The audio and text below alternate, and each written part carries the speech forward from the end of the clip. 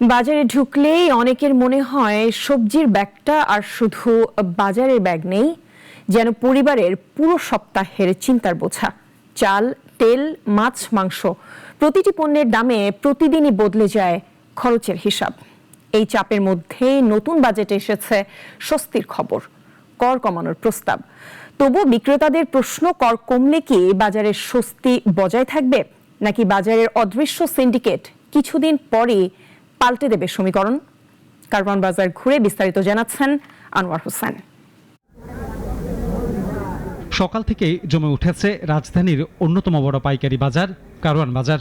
দেশের বিভিন্ন প্রান্ত থেকে আসা পণ্য কিনতে ব্যস্ত আড়তদার, ব্যবসায়ী আর খুচরা বিক্রেতারা। তবে বাজারে আসা ক্রেতাদের চোখ এখনো আটকে যায় দামের তালিকায়।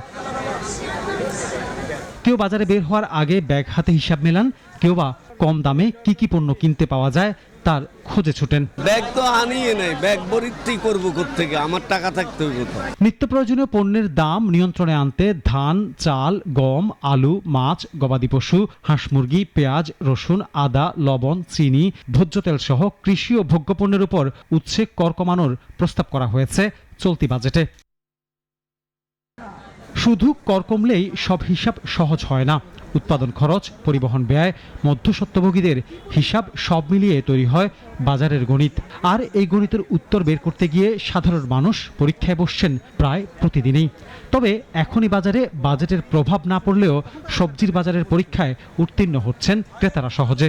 তখন তো ছিল তরকারির দাম একটু বাড়তি, এখন নিয়ন্ত্রণ আসছে, তরকারি একটু কমতেছে দিন দিন তরকারির দাম। একদম সস্তা, এর চেয়ে সস্তা কোনো পদ নেই। যেমন আমি 30 টাকা নিয়েছি ভেন্ডি, তারপরে 30 টাকা ডজন কলা, যেখানে 80 টাকা ডজন কলা কিনতাম। তবে বিক্রেতারা বলছেন বাজারে পণ্যের দাম নির্ভর করে নানা সিন্ডিকেট এবং নানা সমীকরণের উপর। সরকার তো বলছে ঠিকই, কিন্তু এক নম্বর হলো সিন্ডিকেট ভাঙতে হবে। সরকার তো সিন্ডিকেট ভাঙবে না, ভাঙবে পাবলিকে।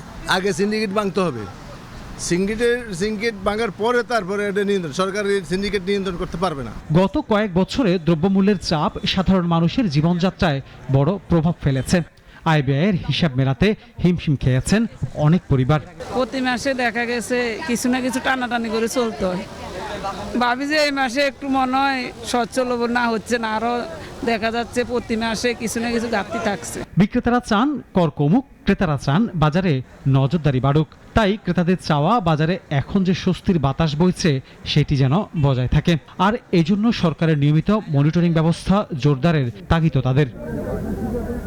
আনোয়ার হোসেন, নাগরিক, ঢাকা।